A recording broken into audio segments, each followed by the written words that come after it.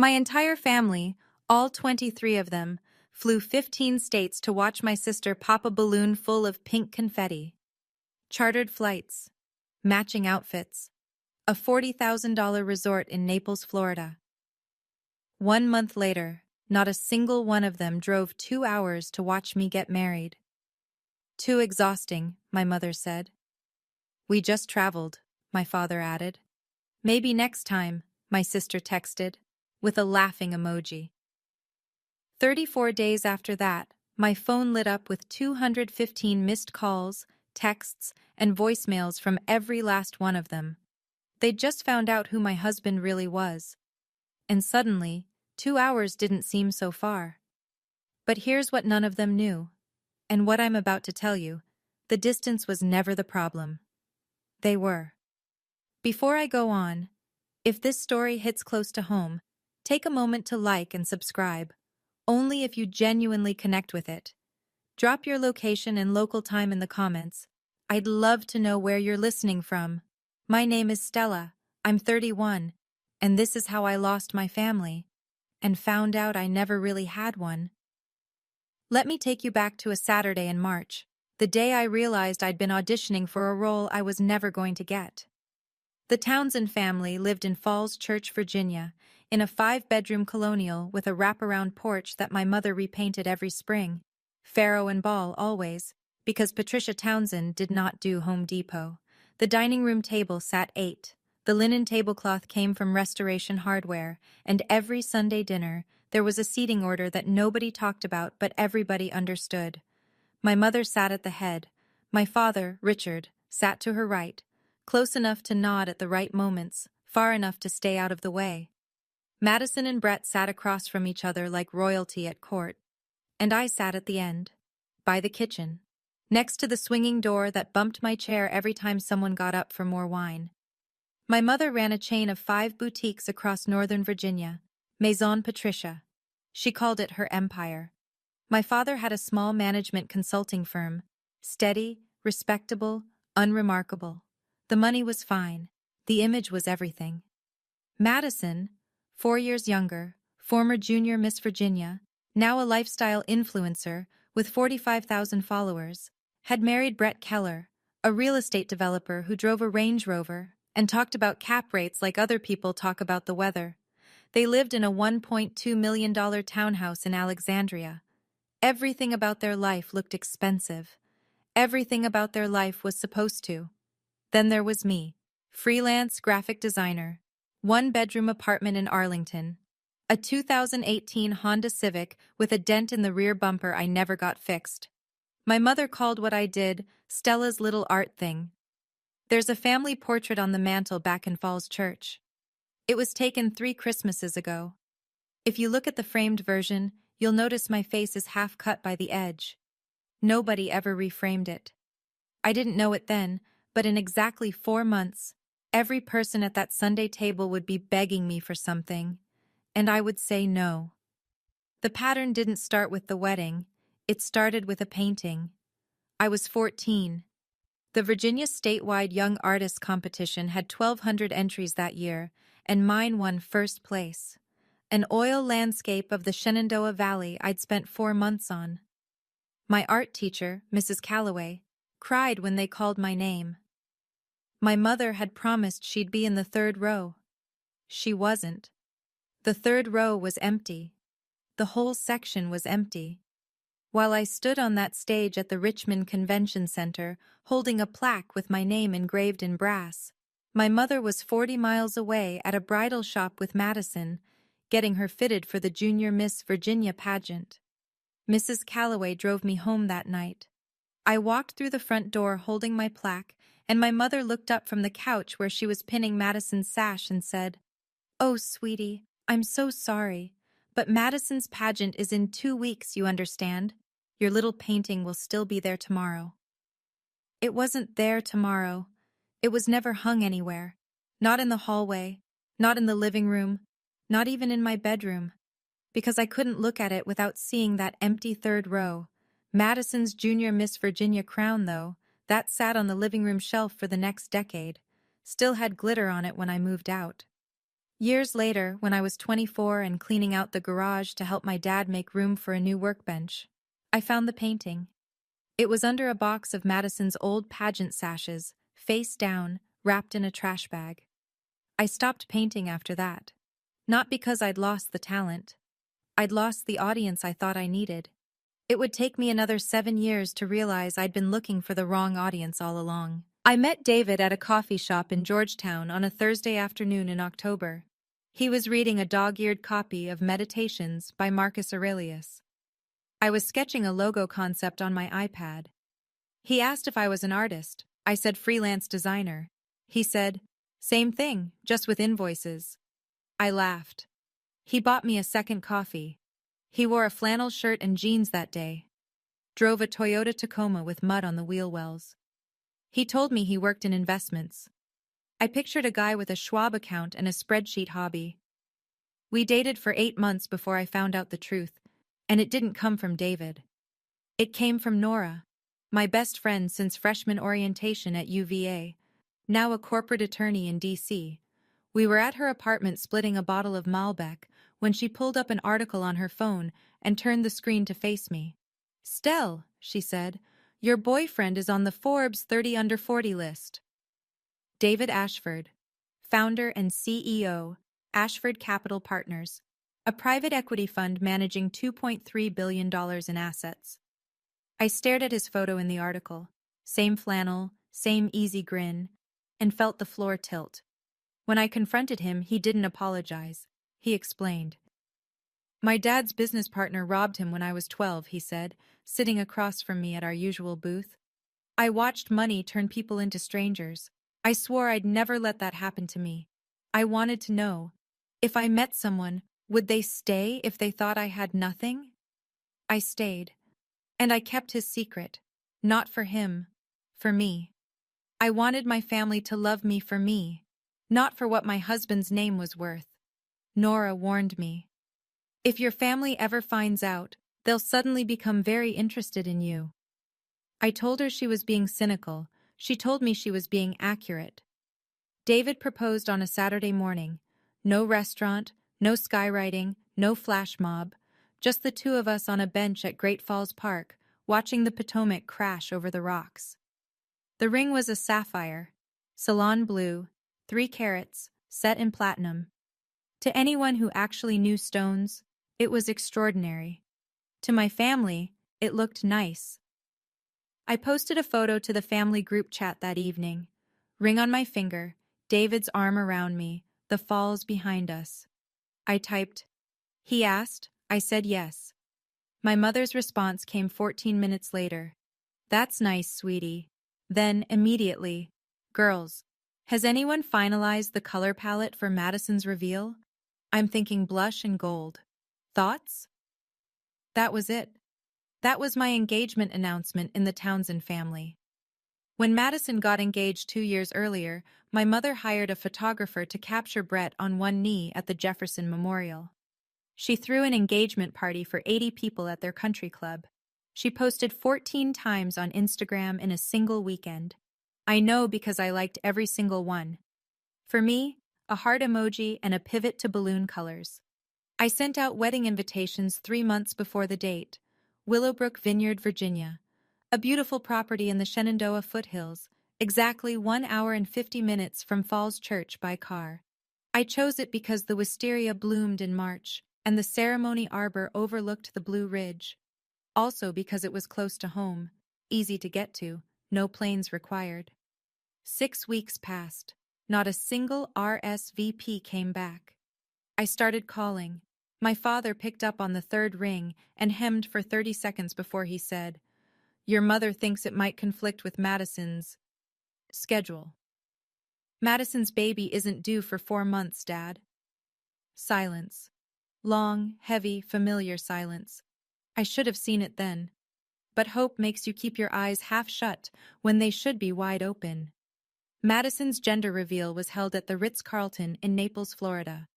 Event planner, balloon arch that cost more than my monthly rent, a live jazz band, drone footage of the confetti drop over the Gulf. My mother had the whole thing catered with a raw bar and a 6-tier cake in the shape of a baby carriage. 23 family members flew in. Aunt Linda from Connecticut, Aunt Rachel from Oregon, Uncle Jim from Washington State. Cousins I hadn't seen since my grandmother's funeral showed up in matching blush sundresses because Patricia Townsend had sent a group email with a mood board and a mandatory dress code. I flew down too. Paid for my own ticket, my own hotel room, sat at a table near the kitchen, the same position at every family function, just with better lighting. David came with me. He wore a navy polo and khakis. Nobody asked him a single question all night, except Brett, who leaned across the table during dessert and said, "So what do you do?" "Investments," David said. Brett smirked. "Like a day trader thing?" David sipped his wine. "Something like that." Then Brett turned to his buddy Greg across the table and started in on his favorite topic, himself. "I'm trying to get a meeting with Ashford Capital," he said, loosening his tie. "Biggest PE fund doing coastal development on the East Coast. If I land them, we're talking generational wealth." He slapped the table. "Whoever runs that fund, I'd kill to get 15 minutes with him." David sat 3 feet away. I squeezed his hand under the tablecloth. He didn't flinch. I overheard my mother near the cake table telling Aunt Linda the total cost, $40,000. She'd contributed $15,000 of it herself. "Nothing but the best for my Maddie," she said, dabbing her eyes with a monogrammed cocktail napkin.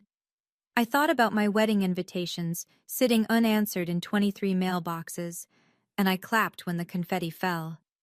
The RSVPs started coming back 4 weeks before my wedding. Every single one said the same thing: decline. "Aunt Linda, we just flew to Florida last month, sweetie. We're completely travel exhausted." Connecticut to Virginia is a 4-hour drive. Connecticut to Naples is a 3-hour flight. But exhaustion, apparently, is directional. Aunt Rachel: "It's just so far for a weekend, Stell." She'd flown 5 hours from Portland for a gender reveal. A 2-hour drive to Virginia was far. Madison: "I'm pregnant, Stell. I can't be bouncing around. Send pics, though." She was 5 months along, the same 5 months along she was when she flew to Florida and danced until midnight in heels. My father texted, "I'll try, Stella. You know how things are." He didn't try. He didn't come. And then, 10 days before the wedding, my mother called. I recorded the call. Virginia is a one-party consent state, and Nora, my attorney best friend, had told me months ago to start documenting. I didn't know why at the time. I just trusted her. "Honey," my mother said, her voice dipped in that saccharine tone she used when she was about to say something cruel. "It's just a small ceremony anyway, right? It's not like Madison's reveal. That was a real event. Don't take it personally." I held the phone away from my face and looked at the invitation on my desk. Cream cardstock, gold lettering, Willowbrook Vineyard, March 15th, the date my life was supposed to change. 23 invitations, 23 declines, and my mother had the composure to call my wedding not a real event. I didn't cry that night. I opened my laptop and screenshotted every text, every RSVP card, every excuse. I saved them in a folder on Google Drive. Nora had told me, "Document everything, not for revenge, for clarity." I didn't know yet how clear things would get. Willowbrook Vineyard sat on 32 acres of rolling green in the Shenandoah foothills. The ceremony arbor was draped in wisteria, purple and white, cascading like something out of a painting I might have done once, when I still painted. 60 white chairs, 30 on the left for David's side, 30 on the right for mine. David's side filled up by 3:15. His mother, Margaret, a retired Georgetown law professor, sat in the front row in a champagne-colored Oscar de la Renta sheath. His brother flew in from San Francisco. His college roommate, his CFO, his best friend from summer camp in Maine. 30 chairs, 30 people. My side had Nora, 3 friends from UVA, 2 former co-workers from the design firm where I'd spent my first 2 years out of school, 6 people, 24 empty chairs. The wedding planner, a sweet woman named Darcy, who'd been professionally cheerful all morning, touched my elbow and whispered, "Should we rearrange the seating? Move some guests over?" I looked at those 24 chairs. The afternoon light hit them like a photograph. "Leave them," I said. "I want to remember this." David found me 10 minutes before the ceremony. He held both my hands and said, "Their absence is not your failure, it's their loss. And one day, they'll know exactly what they missed." Margaret read a poem during the ceremony, something about roots and rivers and the people who choose to stay. I cried. Not from sadness, from the sudden, sharp clarity that I had spent 31 years begging for love from people who didn't have any to give. After the ceremony, while guests drank Virginia Viognier under the arbor, Nora pulled me aside. She held up her phone. My mother had posted an Instagram story that same afternoon, a photo of brunch with Madison at a cafe in Alexandria. Caption: Mother-Daughter Day.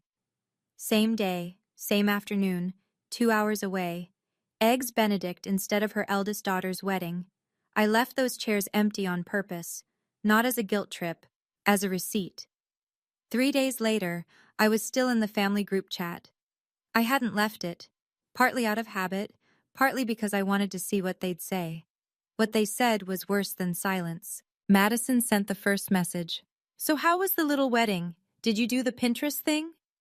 My mother: "I'm sure it was lovely, sweetie. Send pictures when you get a chance." No mention of the fact that she hadn't come. No apology, no explanation.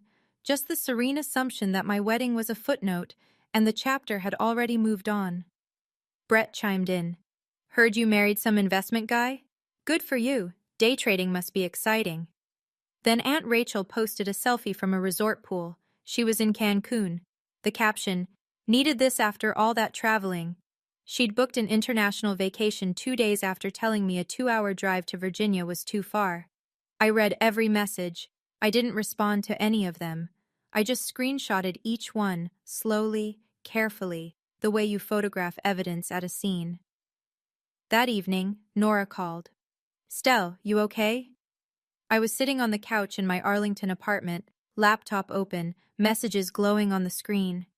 David was in the kitchen making dinner, giving me space. "I'm done hoping," I said, "and I'm done being quiet about it."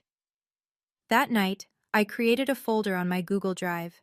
I named it Receipts. I uploaded everything: the RSVP cards I'd scanned, the screenshots from the group chat, the recording of my mother's phone call, a side-by-side list I'd made, who flew to Florida, who declined Virginia, and the exact mileage for each. Nora had said, "Document everything, for clarity." I didn't know what I'd do with that folder yet. I just knew that clarity had a weight to it, and I was finally holding it in both hands. I need to pause here for a second. If you're watching this, and you've ever been the one whose calls go to voicemail, whose milestones get a "that's nice," while someone else gets a standing ovation, I see you. Hit that like button, not for the algorithm, but because your story matters too. Now, what happened next? Let me tell you. 34 days of silence. And then absolute chaos. 2 weeks after my wedding, the first cracks appeared in Brett Keller's empire. Though empire is generous for what turned out to be a house of cards held together with bravado and bad math.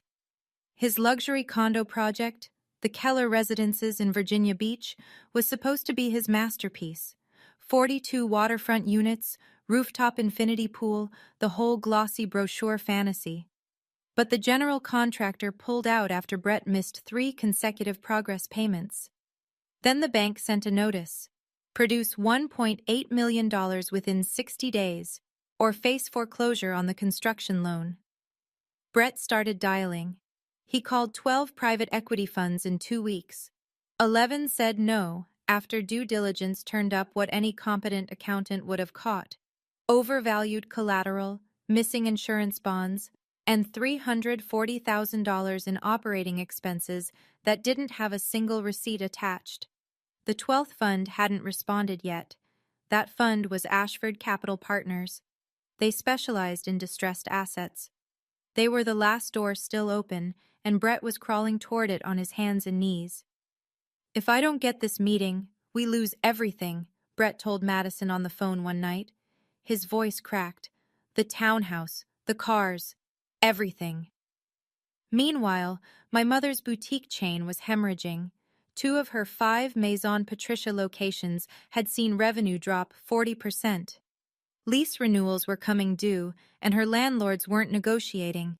She needed a cash infusion of at least $200,000, money she didn't have and couldn't borrow. And my father, quiet, passive Richard, had just lost his firm's largest consulting client. He didn't know yet that the client had connections to David's network. Nobody knew yet. That was the thing about dominoes. You don't hear them falling until the last one hits the floor. The family that wouldn't drive 2 hours for my wedding was about to discover that the answer to all their problems was sitting across from me at the breakfast table every morning. It happened on a Tuesday. Brett's business partner, Greg Mitchell, was putting together a pitch deck for Ashford Capital. Standard prep work, research the fund, learn the portfolio, find an angle. He pulled up the firm's website, then Googled David Ashford, CEO, Ashford Capital. The Forbes article loaded first. 30 under 40 in private equity. A profile photo of David, clean-shaven, confident, wearing a sport coat over a white shirt. The same face, the same eyes, the same quiet half-smile Greg had seen at a dinner table in Naples, Florida, 3 months ago. Greg stared at the screen. Then he turned his laptop toward Brett and said, "Isn't this the guy from your wife's sister's wedding invite? The one in the flannel at the gender reveal?" Brett leaned in. His face went from confused to white in under 3 seconds. He grabbed his phone and called Madison. Madison called Patricia. Patricia called Richard. Richard opened his laptop and typed David Ashford Capital into Google, and the Bloomberg profile confirmed everything. Assets under management, $2.3 billion. Founder and CEO, David Ashford. I know all of this because Madison told Brett, Brett told Greg, and Greg told a mutual acquaintance who eventually told Nora. The game of telephone moved fast. What struck me, when Nora relayed it all over the phone 2 days later, was what nobody said. Not one person in that chain said, "We should have been at her wedding." Not one. The very first words out of my mother's mouth, according to Madison's retelling, were, "This changes everything. Call her. Be nice. Be nice." After 31 years of being invisible, my mother's instruction to the family wasn't apologize, it was be strategic. I'm not sure what hurt more, the original absence or the calculated return. Day 34, a Saturday morning in late April. I woke up to my phone vibrating on the nightstand like it was trying to escape. The screen was dense with notifications, a wall of names I hadn't seen light up my phone in over a month. I picked it up and scrolled. 47 missed calls, 89 text messages, 31 voicemails, 48 emails and Facebook messages, 215 points of contact from people who couldn't find 2 hours for a drive to Willowbrook. My mother, 12 calls and 3 voicemails. "Stella baby, call me back. I miss you so much. Let's do lunch this week. Bring David. We'd love to get to know him better." Madison, "OMG. Stell, why didn't you tell me? David is like, famous. We should all get together. Brett would love to meet him properly." Brett, the same man who'd called David a day trader 3 months earlier, left a voicemail that sounded like he'd rehearsed it in the mirror. "Hey Stella, it's Brett. Listen, I think David and I got off on the wrong foot. I'd really love to buy him a drink, talk shop, man to man." Aunt Linda, who'd been travel exhausted. "We feel terrible about missing the wedding. When can we visit?" Aunt Rachel, fresh off Cancun. "Stella, thinking of you. Let's plan something soon." My father sent a single text. "I'm sorry, Stella. I should have been there." He was the only one who mentioned the wedding, but even his timing, 34 days later, the exact same week the Forbes article circulated, felt less like remorse and more like recalculation. David sat beside me on the bed, reading over my shoulder. He didn't tell me what to do. He just said, "Your call. Whatever you decide, I'm with you." I set the phone face down on the nightstand. 2 hours had been too far from my wedding. But a phone call to a billionaire's wife? Suddenly no distance at all. I didn't answer a single one. The doorbell rang on a Thursday morning. I wasn't expecting anyone. I opened it and found my mother standing in the hallway of my Arlington apartment building, holding a Williams-Sonoma gift basket and wearing a Chanel tweed jacket I'd seen her buy online last fall when she thought I wasn't paying attention. "Stella!" She pulled me into a hug, tight, theatrical, the kind of embrace she reserved for public performances. "I've missed you so much, baby." She walked in without waiting to be invited. Her eyes moved fast, cataloging the apartment. 1 bedroom, IKEA shelving, a desk covered in client mock-ups. Then her gaze snagged on the painting above the couch, an abstract oil piece in deep blues and silvers. She glanced at it and moved on. She didn't know it was an original by a Georgetown gallery artist, a wedding gift from Margaret Ashford. It had cost $45,000. My mother walked right past it. She set the gift basket on the counter and pivoted to the reason she'd come. "So, David works in finance? Brett says he's quite accomplished. We'd love to have you both over for dinner, at our house, like family." "You want to have dinner," I said. "As family, the family that didn't come to my wedding." "Oh, honey, let's not dwell on that. You know how busy everyone was." She waved her hand like she was brushing crumbs off a tablecloth. "Now tell me about David's work. Is he—" "Mom." I stepped forward. "You didn't come here because you miss me. You came because you Googled my husband." Her smile tightened. For 1 second, the mask slipped. I saw the flash of irritation she usually reserved for store managers who questioned her returns. "That's unfair, Stella. I'm your mother." "Then act like one." I held the door open. She stood there for 3 full seconds before she picked up her gift basket and left. Through the window, I watched her get into her car. And in the passenger seat, waiting, was Madison. They'd come together. They'd planned this. "You forgot my art show, my graduation, and my wedding. But you remembered my husband's net worth. I made a note of that." When sweetness didn't work, my mother switched to pressure. Within 48 hours of my closing the door on her, every phone I owned started ringing with a coordinated campaign that would have impressed a political action committee. Madison called first. "Stell, Mom is really hurt. You're being selfish. All she wanted was dinner. Is that really so terrible?" Then Brett, via email, and he CC'd Madison, as if this were a board meeting. "Stella, I think there's been a misunderstanding. I'd love to discuss a potential business synergy with David. This could benefit the entire family. Let's set up a call." Aunt Linda. "Stella, don't be difficult. Your mother cares about you." My father, by text. "Please just come to dinner. It'll blow over."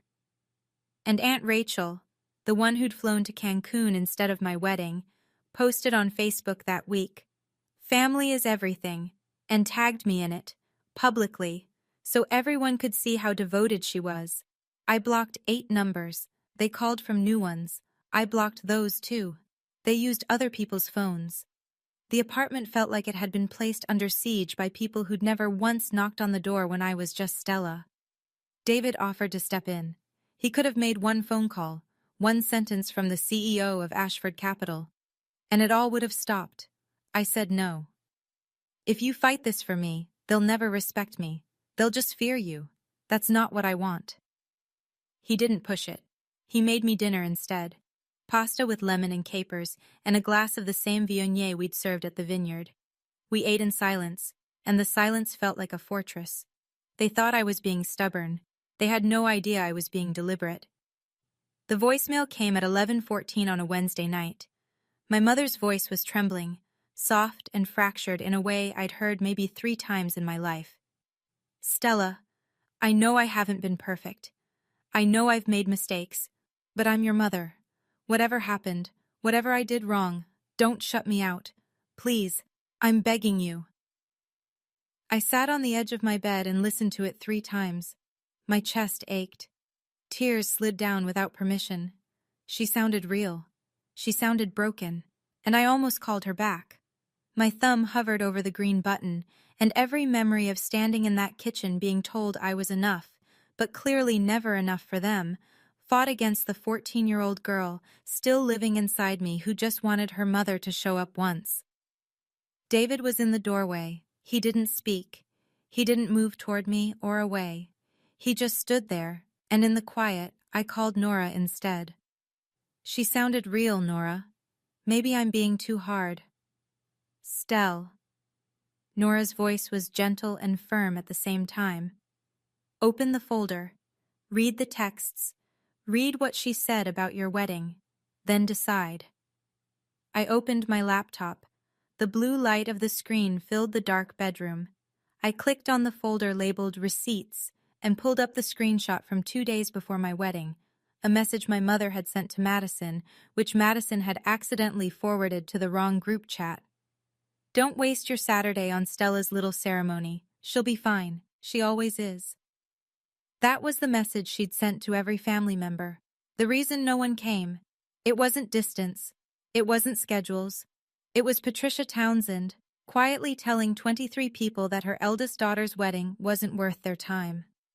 I closed the laptop, wiped my face, and I thought about the last time I'd heard my mother cry. 3 years ago, when she'd wanted my father to co-sign a loan for her boutique expansion. She wasn't crying because she'd hurt me. She was crying because I'd stopped being useful. Let me ask you something, and be honest with yourself. Have you ever caught someone crying crocodile tears? That moment when you realize the tears aren't for you, they're for what they need from you? If you know that feeling, drop a crocodile in the comments.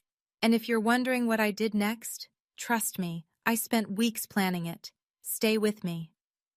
I sat at the kitchen table the following Saturday with David on my left and Nora on my right. Coffee was cooling in 3 mugs. A legal pad sat in front of me. My handwriting on it was small and even. I'm not trying to destroy them, I said, and I meant it. But I'm done pretending their behavior is acceptable.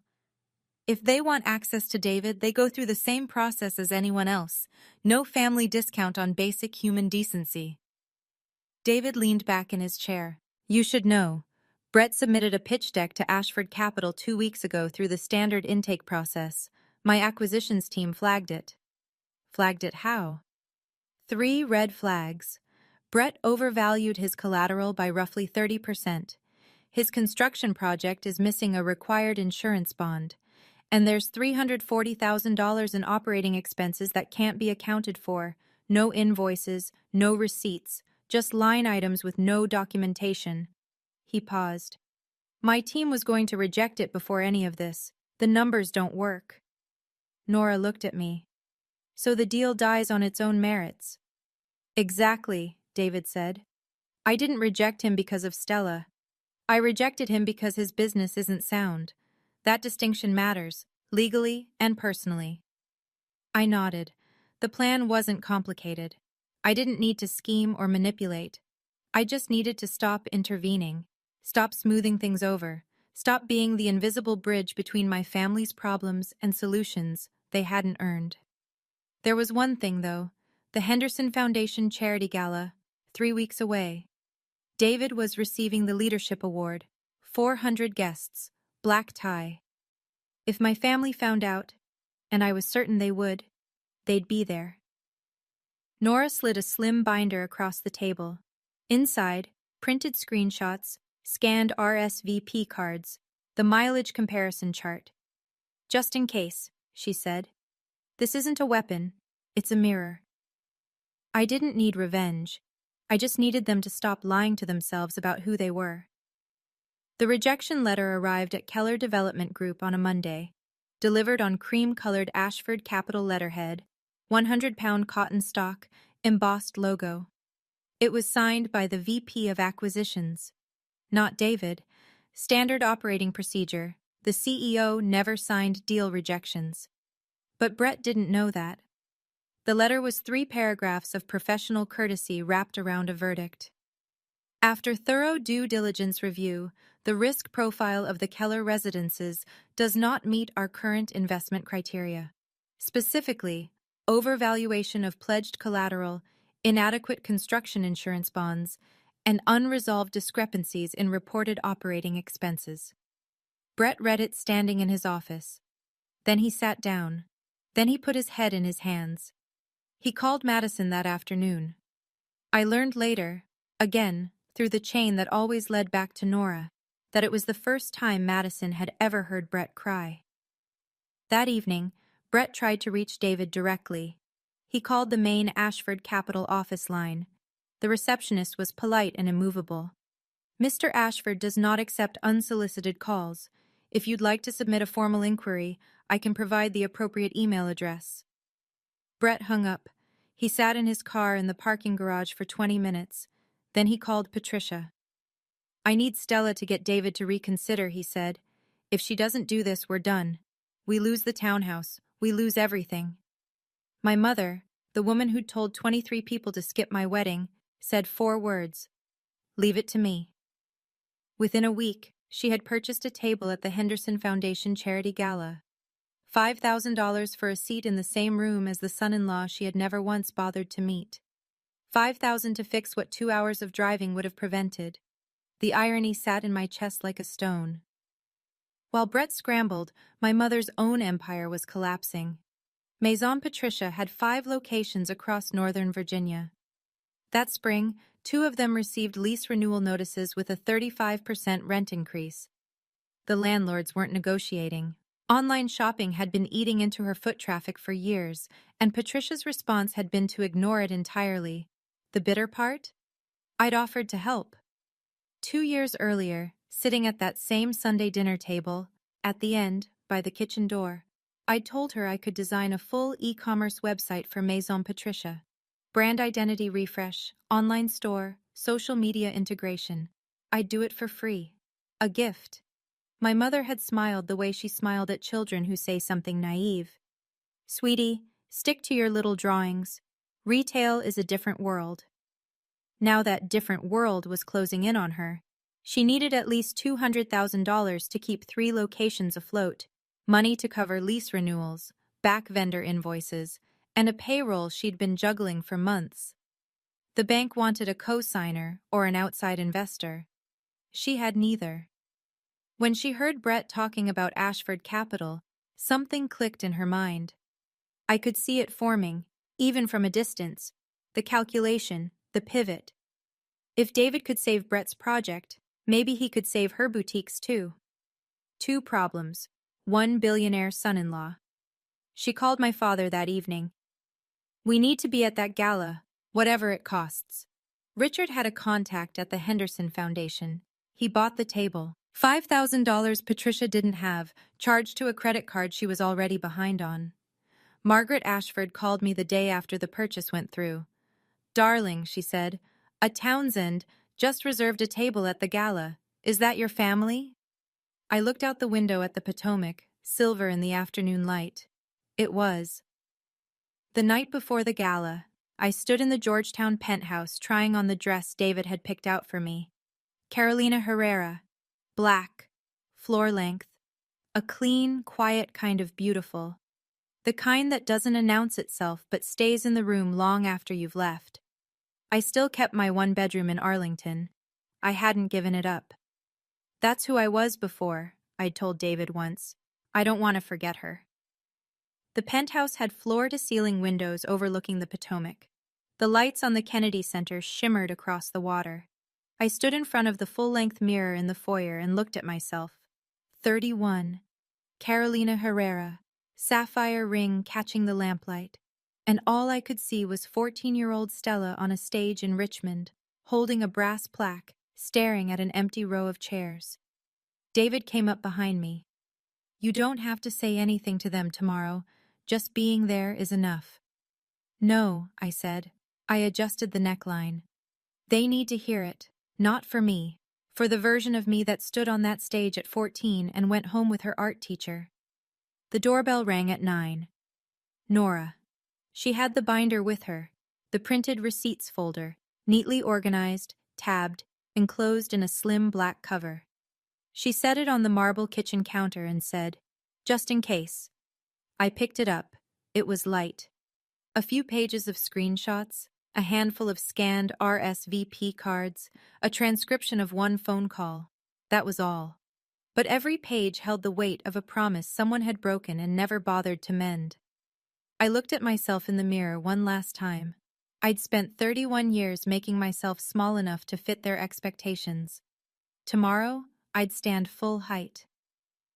The Henderson Foundation Charity Gala was held at the National Building Museum in Washington, D.C., a cathedral of a building with Corinthian columns rising 75 feet into a vaulted ceiling, 400 guests in black tie, a chamber orchestra playing Debussy near the south atrium, Dom Perignon on every table, $500,000 raised for education nonprofits before the first speech was even given. David and I arrived by town car. He wore a custom Tom Ford tuxedo. I carried a small Bottega Veneta clutch, just big enough for my phone and a few folded pages. Inside, the room hummed with power. CEOs, fund managers, 2 sitting senators, a former cabinet secretary. They all knew David. They shook his hand, kissed my cheek, congratulated us on the award. "You must be Stella," one silver-haired woman said. "David never stops talking about you." I smiled. I shook hands. And across the room, at table 14, pressed against the far wall like an afterthought, I saw them. My mother, in a red dress from Nordstrom, trying its hardest to look like something more. Brett, in a suit that pulled across his shoulders. Madison, 6 months pregnant, clutching her small handbag. My father, sitting with his hands in his lap, staring at the tablecloth. They hadn't seen me yet. They were scanning the room, looking for David Ashford, the name on the program, the face from the Forbes article. They didn't know I was already here, standing 20 feet away, watching them search. The MC stepped to the podium. "Ladies and gentlemen, please welcome tonight's honoree, the founder of Ashford Capital Partners and this year's Henderson Leadership Award recipient, David Ashford." David stood. I stood with him. 400 people applauded. And at table 14, my mother's champagne glass froze halfway to her lips. For the first time in my life, I saw something on her face I'd never seen before. Fear. David spoke for 5 minutes. He was gracious, precise, and warm in the way only someone who genuinely doesn't care about applause can be. He talked about the Henderson Foundation's work in underfunded schools. He talked about the responsibility of capital. He made a room full of powerful people laugh twice and reflect once. Then he paused. He looked directly at me. "I want to close by thanking the person who reminds me every day that success isn't measured by what you build. It's measured by who stands beside you when you had nothing. My wife, Stella." The spotlight found me. I stood. 400 people rose in a wave of applause that filled the vast hall from the marble floor to the vaulted ceiling. At table 14, my mother had gone pale. Madison gripped Brett's arm so tightly her knuckles showed white. Brett's jaw was locked. My father looked down at his plate, as though the answer to his entire life might be written on the porcelain. After the speech, I watched them move. Patricia stood first, straightening her dress, lifting her chin, plastering on the bright, glossy smile she wore like armor. She cut through the crowd with Madison and Brett trailing behind her like a motorcade. "Stella!" She threw her arms wide. "Oh my God, look at you! We are so proud of you, honey!" She reached for me in front of 3 couples who were clearly watching, an embrace designed for witnesses. I didn't move. My arms stayed at my sides. "Hi, Mom. Strange seeing you here. You couldn't make it to Virginia, but DC works?" The smile cracked, just slightly. "Oh, don't be silly. We're here to support you. You're here because Brett's company needs $4.2 million. The sentence landed like a dropped glass on marble. The 3 couples turned. 2 Henderson board members, standing just behind my mother, went very still. The silence lasted 3 seconds, but it held the weight of 31 years. My mother recovered fast. She always did. "Stella, this isn't the place." "You're right," I said. The place was Willowbrook Vineyard, March 15th, 2 hours from your house, but you weren't there. Brett stepped forward, his voice low and urgent. Stella, let's take this somewhere private. I have a proposal for David. I opened my clutch. I took out a single folded page and held it out to him. This is the text you sent Madison the week of my wedding. You called it Stella's little thing. Your exact words were, "Why would I waste a Saturday on that?" Brett took the paper like it was hot. That's taken out of context. I turned to my mother. My voice was steady. I wasn't shaking. I wasn't loud. And this, I said, pulling out a second page, is the message you sent to every family member, telling them not to come. Don't waste your Saturday on Stella's little ceremony. She'll be fine. She always is. Patricia's mouth opened. Nothing came out. Then, That's not... Mom, I have the screenshot. Madison forwarded it by accident. I saved it. Madison started to cry. Stell, you're making a scene. I looked at my sister, beautiful, pregnant, frightened, and said, No, Madison, you made a scene. It was pink, it cost $40,000, and everyone flew to Florida for it. I just wanted 2 hours of their time. I got none. The group around us had grown. A Henderson board member stood 3 feet to my left. A Washington Business Journal reporter was 10 feet behind my mother. Nobody spoke. Nobody intervened. They just listened. I folded the pages, slid them back into the clutch, and snapped it shut. You didn't come to my wedding because it wasn't worth your time. You're here tonight because my husband is worth your money. I know the difference. And now, so does everyone in this room. Brett dropped the pretense. His voice cracked open like wet plaster. Stella, come on. This is business. You can't let personal feelings ruin a deal worth millions. David stepped forward. He'd been standing 5 feet behind me the entire time, hands clasped, watching. His voice was calm, boardroom calm, the kind that makes powerful men go quiet. The deal was rejected 3 weeks ago, Mr. Keller. Your financials didn't meet our criteria. It had nothing to do with Stella. Brett stared at him. You can't... The words went nowhere. He looked like a man who'd walked into a wall he couldn't see. My mother tried one last play. She reached for my hand, her fingers closing around mine. Honey, I'm your mother. You can't do this to family. I pulled my hand back, gently, like releasing a balloon. You chose which family to show up for. I'm just respecting your choice. Madison was sobbing openly now, mascara on her cheeks, one hand on her belly. This isn't fair, Stella. I'm about to have a baby. And I hope you show up for her, I said, the way nobody showed up for me. The room held its breath. My father hadn't spoken a word. He stood at the edge of the group, slightly behind Brett, hands in his pockets.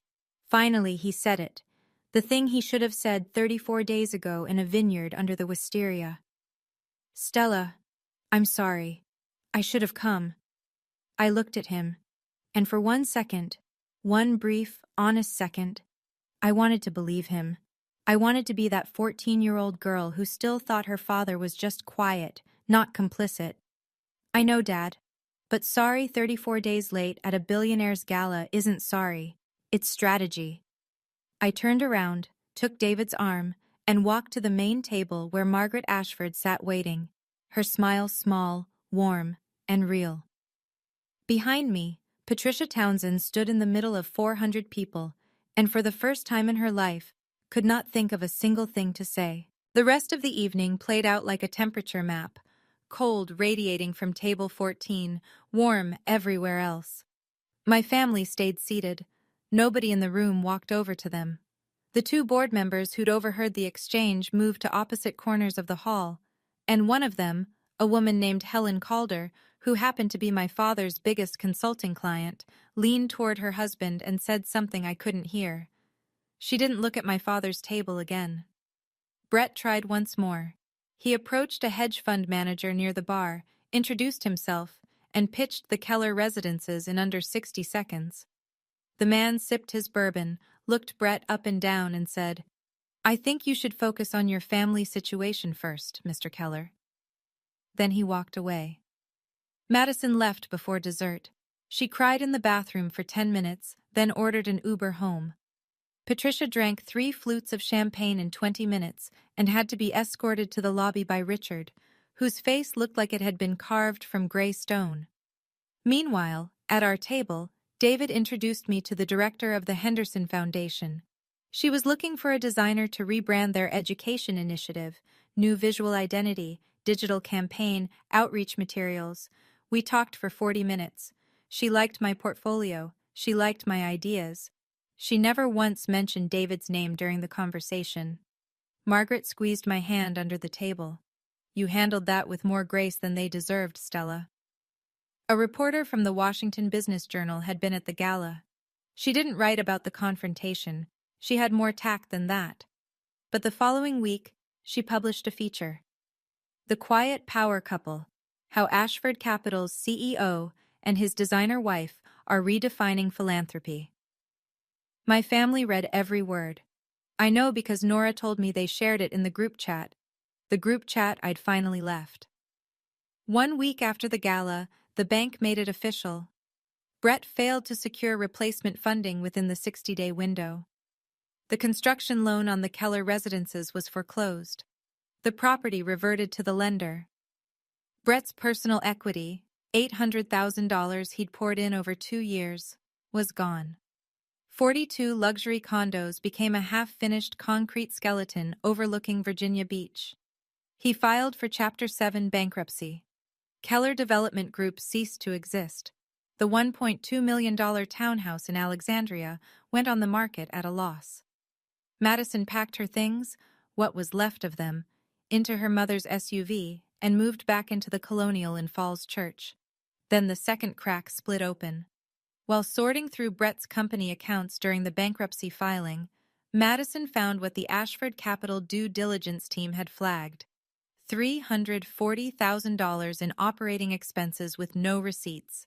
She pulled the records: credit card statements, hotel invoices in cities where Brett had no projects, restaurant charges for 2, a leased apartment in Norfolk under an LLC she'd never heard of. Brett had been seeing his office manager for 6 months, through the entirety of Madison's pregnancy, through the gender reveal, the matching blush sundresses, the $40,000 party at the Ritz-Carlton. Madison called me at 2 in the morning. Her voice was raw, stripped of the Instagram inflection, the casual entitlement, the easy confidence of being the family favorite. Stell, I didn't know about any of it. I'm so sorry. Not about David, about everything. About you. I listened. I didn't hang up. I didn't comfort her either. I'll think about it, Madison, but not tonight. I set the phone down. David was awake beside me, watching the ceiling. That was the first real thing my sister had said to me in years. But one phone call, at 2 a.m., with everything burning down around her, didn't erase what 27 years of silence had built. Maison Patricia closed 2 locations by the end of May. The lease renewals came and went without signatures. The Tyson's Corner store went dark on a Tuesday. The Fairfax shop followed the next week. Racks that once held silk blouses and Italian leather bags were stripped to bare metal. A lease available sign went up in each window before the month was out.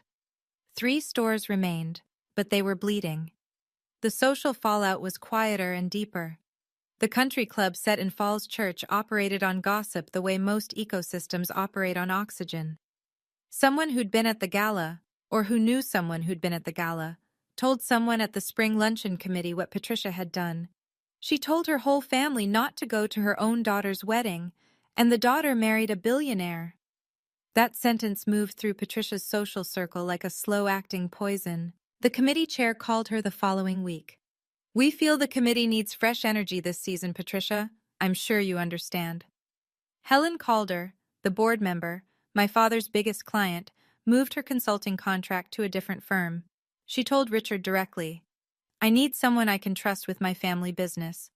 He didn't argue. He couldn't. My mother tried one final play on social media.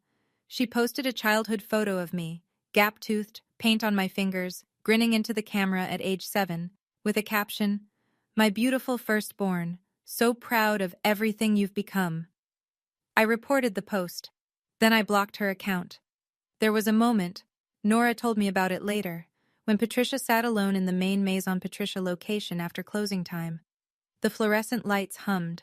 The racks were half empty. The mirrors reflected a woman sitting on a velvet ottoman with no audience and no script. "When did I become this person?" she reportedly asked the empty store. But she still didn't call me to apologize. She called to ask if I'd reconsider having David look at her business plan. That told me everything I needed to know. 3 weeks after the gala, I sat down at the desk in my Arlington apartment, the one I still kept, the one with the client mock-ups and the chipped IKEA lamp, and I wrote letters, one for each of them. By hand, on Crane & Company cream stationery, with a Mont Blanc pen Margaret had given me as a wedding gift. Nora reviewed the final drafts, not for sentiment, for legal clarity. She struck one line that could have been construed as a threat, and softened 2 others that edged into accusation. What remained was clean. The letter said, "I'm not writing this out of anger. I'm writing this out of clarity. For 31 years, I waited for this family to see me. I made myself smaller, quieter, more convenient, hoping one day it would be enough. It never was. You flew 15 states for a gender reveal. You couldn't drive 2 hours for my wedding. You found my husband in 34 days, but you never found me in 31 years. I wish you well, I genuinely do. But I won't be available anymore. Not for dinners, not for holidays, not for business proposals. This isn't punishment. This is peace. I don't need you to understand. I just need you to stop knocking on a door I've finally closed." I mailed 5 copies via USPS certified mail. Return receipt requested. Tracking numbers recorded. Delivery confirmations saved. Then I changed my phone number. Blocked every family account on every platform. Nora became the sole emergency contact. Medical situations only. David held me that evening on the balcony of the Georgetown penthouse. The Potomac moved below us, dark and steady. I leaned into him and breathed, fully, deeply, and realized something I couldn't have explained to anyone who hadn't lived it. For the first time in 31 years, I wasn't waiting for anyone to show up. And the quiet that followed wasn't emptiness. It was the sound of a door closing on the right side.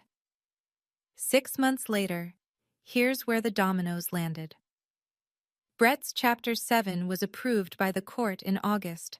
His Virginia developer's license was revoked due to documented financial mismanagement. The divorce papers followed in September.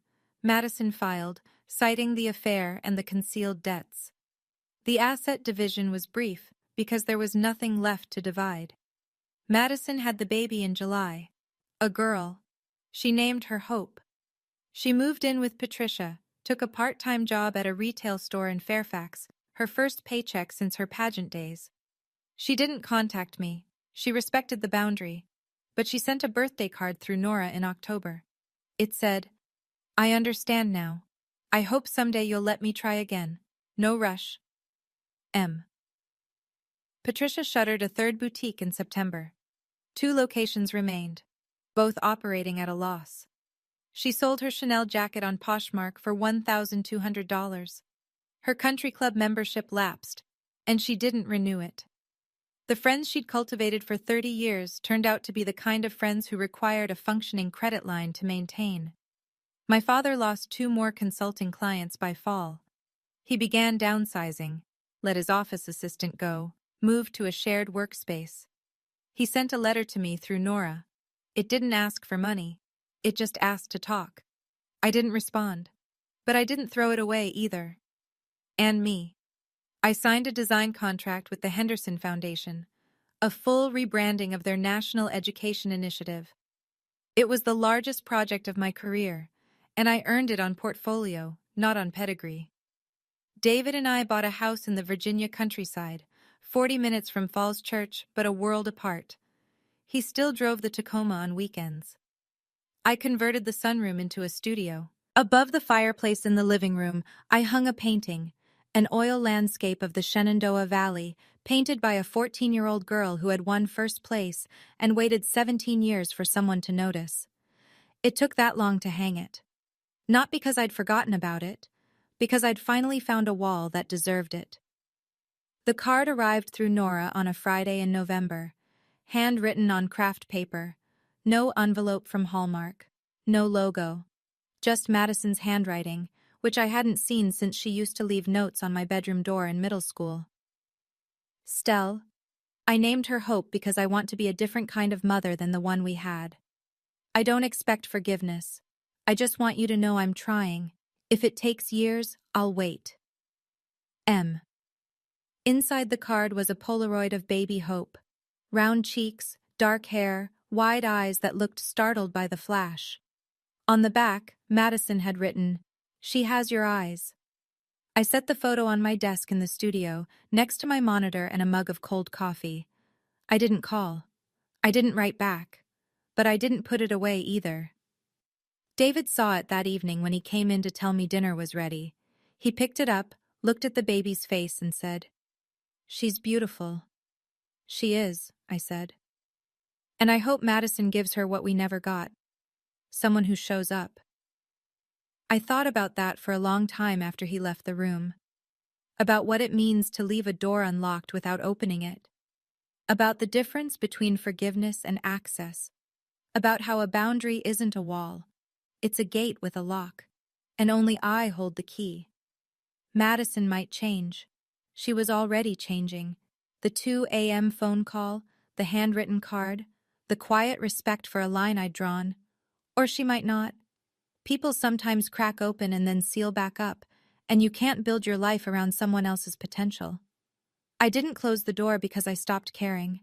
I closed it because I finally started caring about myself. I'm sitting on the porch as I tell you this. Virginia countryside in late autumn.